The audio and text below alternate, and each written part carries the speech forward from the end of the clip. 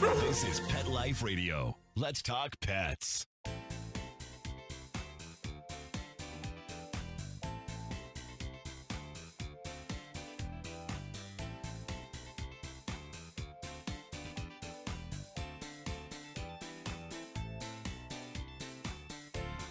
Welcome to Covered in Pet Hair, a boozy web show for pet lovers on Pet Life Radio. I'm your host, Isabel Alvarez-Arata, and today I have the pleasure of having a drink with a very funky, somewhat witchy, international best-selling author. I will tell you all about her and introduce you as soon as we come back from these messages from our sponsors. Welcome back to Covered in Pet Hair. I'm your host, Isabel Alvarez-Arata, and today I have the pleasure of having a drink and a chat with a pet parent, an animal communicator, an international best-selling author, entrepreneur, founder, influencer, a grief support expert, a speaker, a cat person and dog person, road tripper, beach lover, fitness fanatic, former New Jerseyan, current New Hampshireite, Rick's hubcap, aka wife, dogma to Addie, aka Miss Addie Pants, keeper of all the wildlife in her backyard, kind of like Snow White, and retired competitive ballroom dancer, Wendy Van de Poll. Welcome, Wendy. Hi, Isabel. Thank you for having me. I'm really excited to be here. I'm so excited to be here, and I'm so jealous of your glasses. Well, I told you where you could get them. Yes, I'm going to call your friend who has an optometry studio with fabulous finds, because I need a pair like that. Anybody listening or viewing who is participating in our drinking game, every time you hear this word, take a drink of whatever you're imbibing, but please be sure to drink responsibly and never drink and drive. P.S. You have to be 21 and over to drink even on this show. All right. So the way I start this show is asking my guests what they are imbibing during our show, because this is meant to be kind of like a visit at a bar, if it was, possible to go anywhere and see friends right now. So what are you drinking today, Wendy? Oh, I am drinking something very special. But first, can I get my scarf off? It's hot. Oh, tell me about your scarf. Tell me about this scarf. Well, I'm wearing this in tribute to the name of your show, Covered in Pet Hair. And this is literally pet hair. It's from all of my Samoyeds. I've had 4 of them in my life, and so this is all 4, and it's a beautiful scarf. But it's hot, and it's extremely itchy, so I want to get it off. Get it off. But tell me more about this scarf. Who made this for you? I did. I hired a professional spinner, so she spun all the yarn for me, and then I knitted it. So it's beautiful. It's absolutely beautiful. So it lives on the back of my couch. And it is absolutely gorgeous. How did you get the hair from the pets? Brushing. They were well groomed prior, I assume. Yes, I used to show Samoyeds, so my dogs were meticulous. The poor guys, they were always getting brushed. So I saved garbage bags full of dog hair. And so I was able to make this beautiful scarf as a memorial to them. So I feel like I have them really close and cuddly with me. I love that. And that is definitely right on brand for Covered in Pet Hair, for sure. Yes. So, but it's itchy. So it's itchy, which happens, right? My radar is itchy too. When his hair gets on me, I get all itchy. So I totally hear that. Yeah. So what are you drinking? All right. I am drinking the Spellwood Witches Winter Solstice Brew. All right. What you'll learn today in this podcast, in this interview, is I write under a pen name Melanie Snow, and I write paranormal cozy mysteries. And it's about the Spellwood Witches. So this is a special brew that I have been making for years. And I gave Isabel the recipe so she can share it with you all. I definitely will. Yes. And it's high quality brandy. You got to get all the good stuff, guys. All right. Get good stuff. Because it won't taste as good. And then it has cinnamon in it. It has, vanilla beans, cacao chips. When you're all done with it, it takes about 6 weeks to make. But then when you're done with it, you can put a little bit of maple syrup in it. It's so good. So you only need a little bit, and then like you can give it away as gifts, or put a little thing in there. That is so cool. I love that. Well, I am having a Bloody Mary, and it's funny that you should say that it takes 6 weeks to make your brew, because this took over a week to make, and wow, I did not make it. This is a shout out to my husband who made it.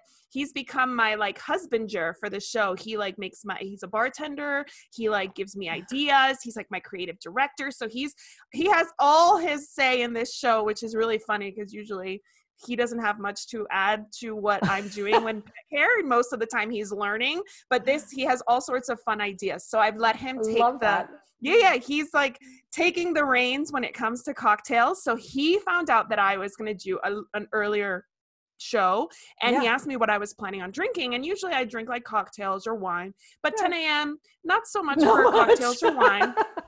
So I said, I love Bloody Marys. I might make one of those. And he said, Alton Brown has this recipe that he calls the best Bloody Mary in the world, and I'm gonna make that. But I had no idea he was gonna be infusing tomatoes and vodka for a week. What a sweetie to do that, right? And it's delicious. Oh my goodness! And he garnished it and everything. Cheers to you, Wendy, for being here, and cheers, Isabel. Chris for making me a very delicious drink. All right, so. Now that we're done with the drinks, let's play a game. Are you ready? I'm ready.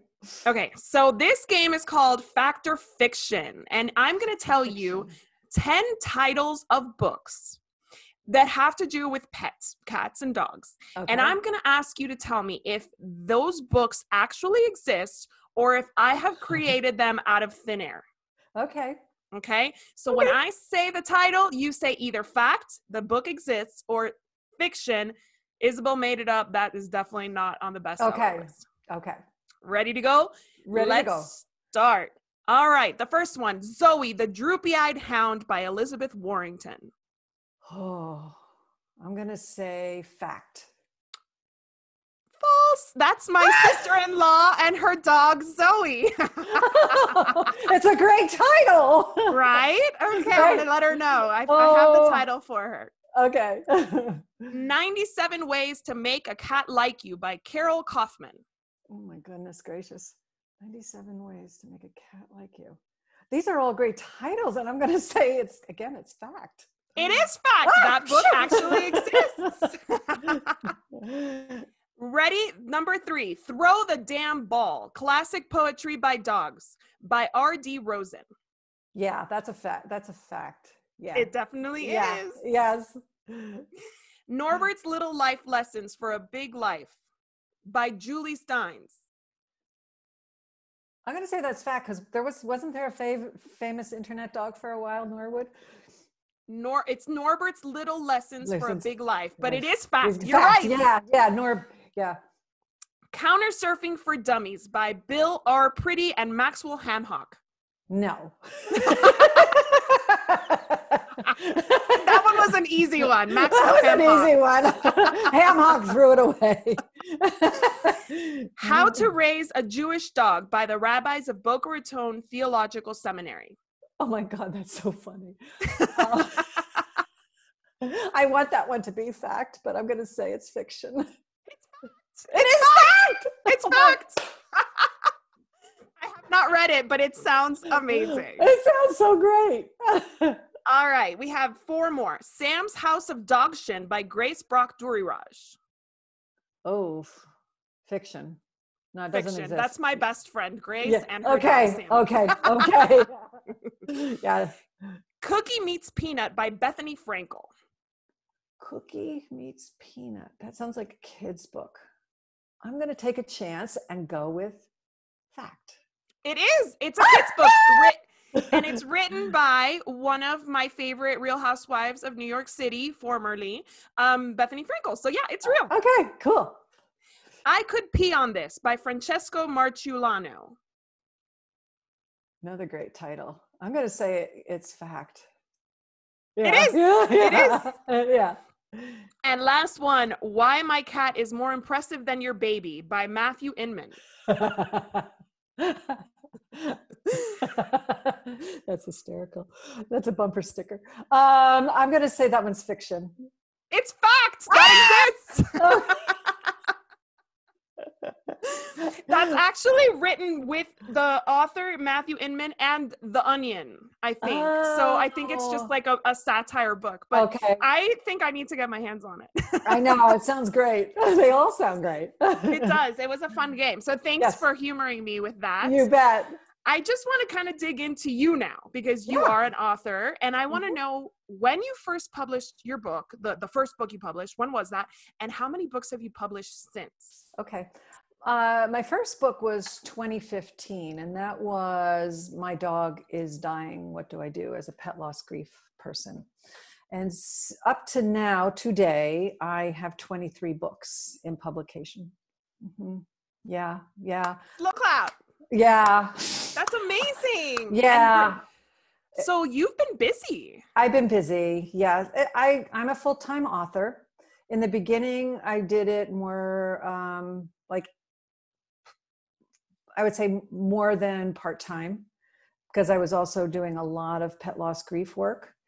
And over the years, I just found that, I still do my pet loss grief work, but I found that I was reaching more people with my books and my blogging and all of that. So it basically now I'm pretty much full time. I still do the pet loss grief, but it's and the animal communication for sure. But I have 8 in pet loss and 3 books in the pet business world, like how to blog, what kind of jobs are out there for if you want to be in the pet industry, and also how to become a pet entrepreneur. I'm in 3 anthologies, and I also have 5 fiction books out under the name of Melanie Snow, which I mentioned in the beginning. And 12 of those all my books have been bestsellers. So that's amazing. I've been busy. And congratulations. Yes. Oh, and I have children's books. I have 4 children's books called The Adventures of Miss Addie Pants. Yes. Yes. Miss Addie Pants, named after Addie, Addie, my dog. Yes. What breed is she? Addie is a mixed breed. She's a rescue. She's part border collie, part husky, and part golden retriever. That's awesome. Yeah. Thank you for rescuing her. Yes. She's a lucky girl. Yes, she is. So you have contributed to various genres. Why did you transition to fiction? What made that happen? Isabel, I always wanted to write fiction. Always. And I'm a voracious reader. I mean, I always have books on my Kindle, and I'm going through 2 or 3 books a week, And I was like, I would read and I would love the books I was reading, but I'm like, I could do something different than this, or this is how I would do it. Or if I was reading a book that wasn't very good, I could do this so much better. Or if I was reading a book that was excellent, I have to remember this when I write my book, is that word crafting is just incredibly beautiful. It's always been in my heart, more so than nonfiction. Nonfiction, I love, and it's very easy for me to write nonfiction. Finally, when I felt like I got the books out that I needed to for that, I said, all right, I'm ready for fiction now. I will tell you, it was one of the scariest things to do. And I'm a very adventurous person, and I like to take chances. It was when I finally made that decision, it's time, 2.5 years ago, it was scary because I knew I was going to have to put on a completely different hat. It wasn't that comfortable for me because, one, I wasn't a fiction writer. Right. I didn't know what the heck I was doing. In fact, I was told by my 8th grade teacher that I was she bullied me basically in front of class. And she said, you cannot write and you will never be able to write. Yeah, I mean, it was crazy. And if I don't even remember her name, but if I knew her now, I would very kindly say, look at me. 26 books at her doorstep. Right. Here you go. And I've even autographed them for you. So it was a big learning experience for me to dive in to the fiction realm. Now I have a lot of confidence. I feel very accomplished. I feel like I've got it down. And I feel that I can easily now switch. When I need to write something nonfiction, I can. When I need to write fiction, I can. One of the things that did help was having a pen name. That was really helpful. I was going to ask you why you had that. So did that just come to you at one moment? Well, pen name is strategy. So if I didn't write on Amazon, I'd probably keep my own name, but Amazon it has gremlins, and the gremlins are cranky and they have their ways of doing things. So to get my book out to as many readers that read cozy mysteries, I had to pick a pen name. And and so it took me a long time to come up with my pen name, and because I wanted something environmental, because I've got a degree in environmental biology, so I wanted something like that. But I also wanted something very cozy and witchy, and soft. So that's how I got Melanie Snow. I loved Melanie Snow. It works for you too. Like, even though you look like a Melanie Snow, you could totally I feel like it. I love it. So tell me, what are Melanie Snow's books about? The series is called The Spellwood Witches. There's 5 books in the series. The first one is Witch's Tale. It's Tail. Second one is Howl Play. Then Tale of a Feather, Implausible Mischief, and Paw Trail. So that's the fun thing about writing cozies, is that there's a play on words. It's light and sweet and fun and romantic. And I write paranormal. So being an animal communicator and medium, I've got all the background. So my protagonist, Sarah, is a direct descendant of Lativia Spellwood, who escaped being burned at the stake. And she's a ghost now. And Sarah is a budding witch. She's getting to know her roots. But she's an attorney in real life, and a high-powered attorney.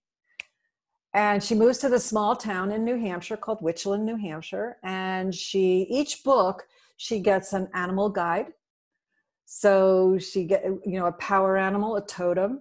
She saves something that has to do with the environment. She has a familiar.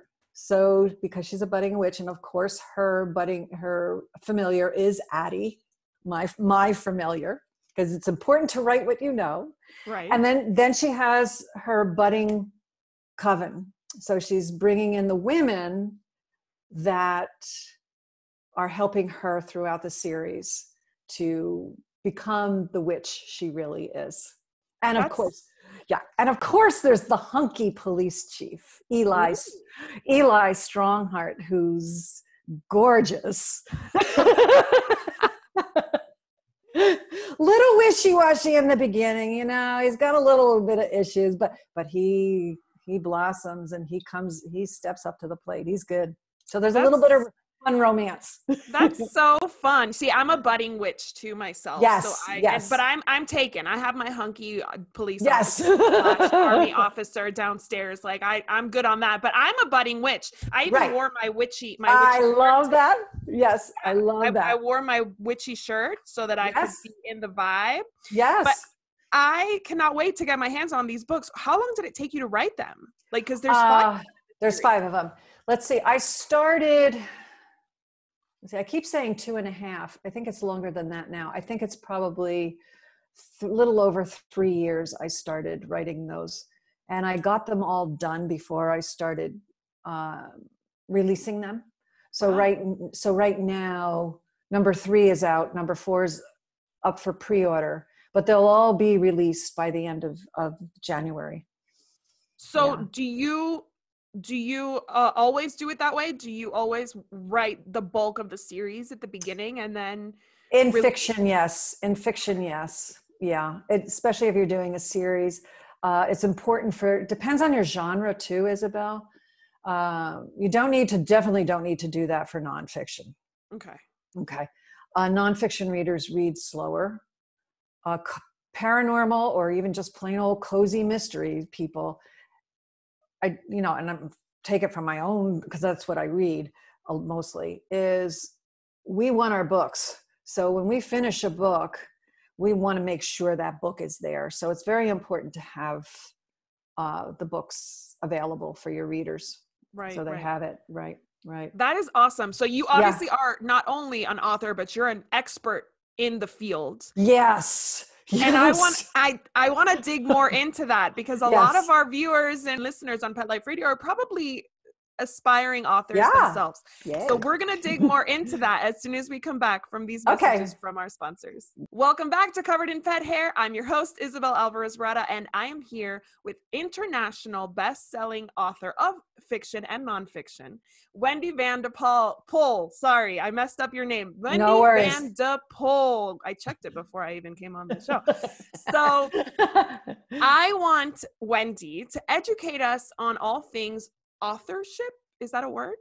Yeah. Wonderful. So what is the first step that an aspiring author would take to become an author? It's a fabulous question. And it's one that can really hang us up, as budding authors. And the first thing that I recommend for people to do is get really clear on what you want to write. All right. And do you want to write fiction? Do you want to write nonfiction? You don't have to have details. All right. This is not a time for details. Just what do you want to write, so that you can start the forward momentum of creativity, whether, again, I'm speaking nonfiction, fiction, because nonfiction is also creative. So you want to know that. You also want to start getting the steps clear. Okay. All right, I'm writing a fiction book. So what goes into a fiction book? What do I need to get? I need to know my avatar. I need to know how to mind map. Want to know, am I a pantser or a plotter? Do I want to just do this for love, or do I want to do this to write to market so that I'm selling books and making a living? I help a lot of people get to that place. Okay. Do your research. Whether people are working with me or not, I really stress upon do your research. It's important. And don't quit your day job. Not yet. Not yet. All right. Definitely don't quit your day job. It's not a cheap venture. If you want to do quality. Okay. If you want to do quality, it's not cheap. It's an expensive hobby. It's not cheap whether you do self-publishing or publishing, traditional publishing. And it's a lot of hard work. So have that in mind. If you can, don't let the self-doubt cloud. That's the big one. I remember before I became an author, when I was in undergraduate school and graduate school, I had mentors that said, you need to be writing. You are an author. You are a born author, writing. I had so much self-doubt at that time, Isabel. I couldn't do it. That was in the 80s and the 90s. I couldn't do it. And so that's, again, is just say, okay, if you have that thing, I can't do it. I don't think I can do this. I don't think I have enough money. I don't think I have enough time. I think. Plow through that if you can. Okay. Yeah. So that's probably the hardest step, right? That's the hardest step. Holding yourself back. Yes. Yeah. Absolutely. So you mentioned self-publishing or working with a publishing house. What's the benefit of either way? Okay. All right. Well, I'm coming from the indie publishing world. I did research back in the day before self-publishing was a thing in the 80s and the 90s, traditional. Honestly, to be honest with you, this day and age, I would stay with self-publishing because it is more than the new wave. I mean, it's an established thing. And even the traditionally published authors are publishing self. So it can be a hybrid. You can do both. It's very, very expensive unless you're famous, unless you get you're got an in and you're lucky or you're famous to not have to pay gobs of money. But you can expect to pay probably around $20,000 and up to sell to traditionally published. And then you have to do all the marketing. Yep. And it's not yours. The beauty of self-publishing is the baby is yours. The entire creation is yours. You have your say in everything. And that's the beauty of it. You have full control. Creative control is huge. I mean, that's Huge. a very, very big part Yeah. of any creative process is Right. having that control and not Right. having to bow down to whatever the editor or the Right. publisher wants. Right. And it takes a really long time for traditional. So you write a book, it could be a year or more out before it gets published. With self-publishing, when you're done, you do it. Yeah. So you said it's about $20,000 to self-publish or to work with traditional. I mean, I don't have the traditional. exact facts on that, so don't quote me. You know, people don't take that as the truth, but it's up in that level. So is it about about the same cost to self-publish? it depends. All right. Like if you wanted to, again, it depends on your goals. Say you wanted to just do it because you want to put a memoir out about your pets to your family, or just to heal your heart. You want to see it published. You want to give it to people. You can do it very cheaply. Basically, you can do your own cover for free on canva.com. Right. You know, everything, or you can even do it on Amazon now. And that doesn't cost anything. You know, if it's just for yourself, you don't need an editor and anything like that. So you can pretty much do it on pennies. Wow. And just time. However, if you do want to sell it, don't go that route because it won't market well. So it's important to have a good editor, a good proofreader.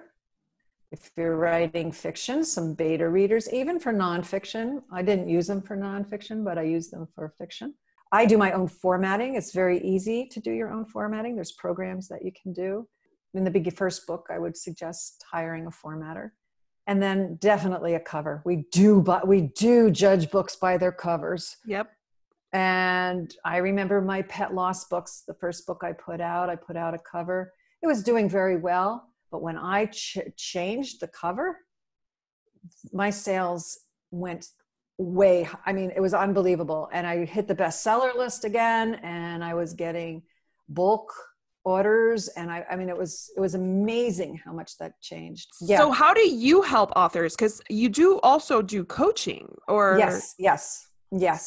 So I have for your listeners, a clarity session. So it's normally $147 and I'm doing it for $79 for your people. Basically for anything you want. I advertise it as, get clear on your idea. What do you want to write? How do you want to write? But if you wanted to just call, and set up something and you needed some kind of advice, as far as writing is concerned, I'm self-publishing. I'm happy you can use the time any way you want. I'm very good at help people getting clear, is getting beyond the self-doubt and the feeling that they can't do it and really hone in. I've got that ability, probably because I do communication work and I'm, very intuitive and psychic, is I can hone in on like, oh yeah, that's a great idea. This is the way to do it. So, we can get a plan.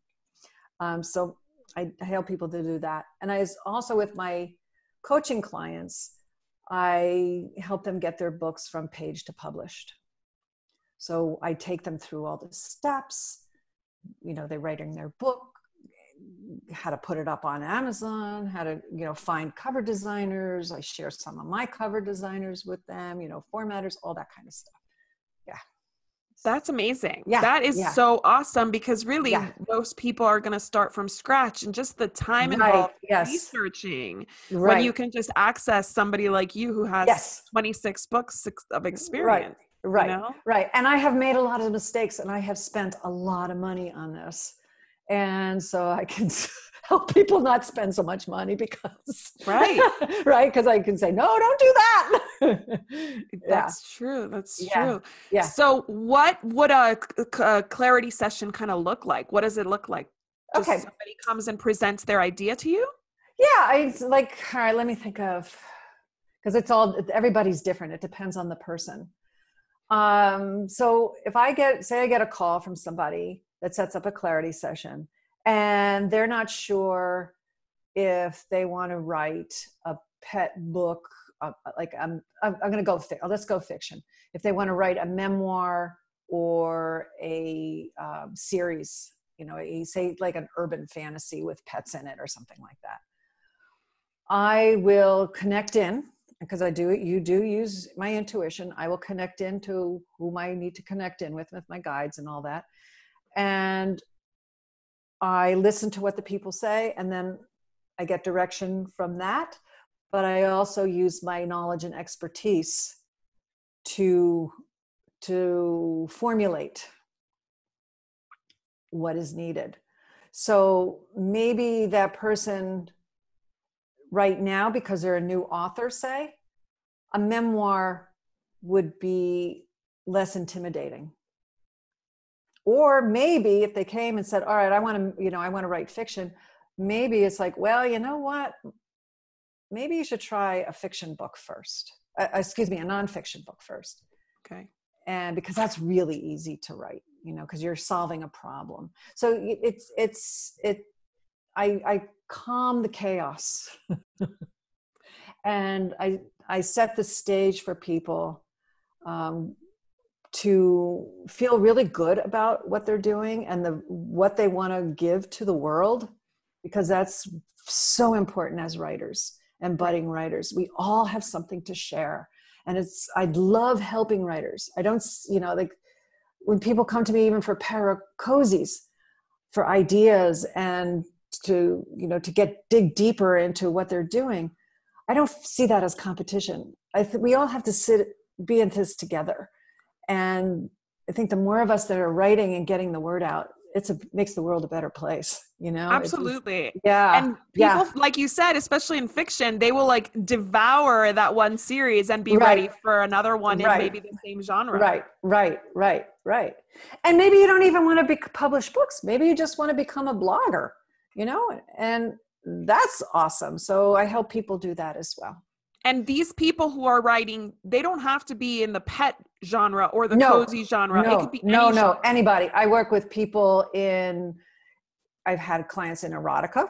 I've had people with urban fantasy. Yes, I've had horror, all kinds of genres. I've had weight loss people for the nonfiction. I've had, all children's books, you name it.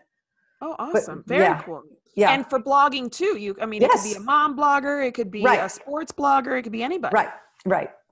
Awesome. So tell us, how would our listeners and viewers reach out to you, take advantage of the special that you have for our listeners? Where would they find you? Okay. You would go to www.wendyvandepoll.com, and that's the clarity session. Okay. And then how about for your books? What's the best way to buy your books? The best way to go on my books is to just go on Amazon, and you can put my name in. My last name is 3 words. So you can just put my name into Amazon as a search and you'll see all my books there. And if you want the fiction, you need to put Melanie Snow, because that is 2 different accounts. For those that have lost a pet recently or are making a decision to help their pet transition, I highly recommend Wendy's Thank you. books. Do you want to speak very quickly about the bereavement series? Sure. People can find, if they go to my website, Center for Pet Loss Grief, there's even a free gift on that one. And I also have a free gift on Wendy Van de Poll too. The pet bereavement, that series, it's really quite beautiful. I love writing that. And one is for pet hospice. That's the is books. My dog is, or my cat is. And then there's one for after, when they've reached the end of their life. And that's my dog has and my cat has. And they just really I'm there to create a safe space. And we all know we've all lost our pets. And thankfully there's more people that are understanding, but there's still those that say things that really can rock our worlds and make us feel like we're nuts. And my books give you that support. And so does my website. I have a lot of blog articles and I have a lot of resources on that website. Well, I will say that my dog has passed, or my cat has passed. Yeah. Those would be a great gift for somebody Yes. who has faced the decision of euthanizing Yes. their pet, or whose pet has passed. Right. Sometimes we send them a little token of our support and sympathy. A book like yours would be a huge help, because many people don't know who to talk to. I have a pet poetry book. Oh, wonderful. Yes. And that one is so sweet. I don't know if you can see it, but it's like Pet lost poems. Yes. So that one people love that for gifts. Perfect. Thank you so much, Wendy, for taking the time to chat with us, for sharing all of your stories and your expertise with us. I want to propose a toast to you for all that you do and all the inspiration you brought this morning. And I'm sure you're going to continue to bring. Thank you for spending your Saturday morning with me. Oh, thank you, Isabel. Love you, girl. You're so welcome. I want to propose a toast to our executive producer, Mark Winter, for making this show possible, and to our listeners on Pet Life Radio and our viewers on YouTube. Thanks for spending your time with me and drinking with me and Wendy today. Here's to a life covered in pet hair, because there's no better way to live. Cheers. To learn more about Covered in Pet Hair, please visit coveredinpethair.com or petliferadio.com. Thanks for watching, and we'll see you next time.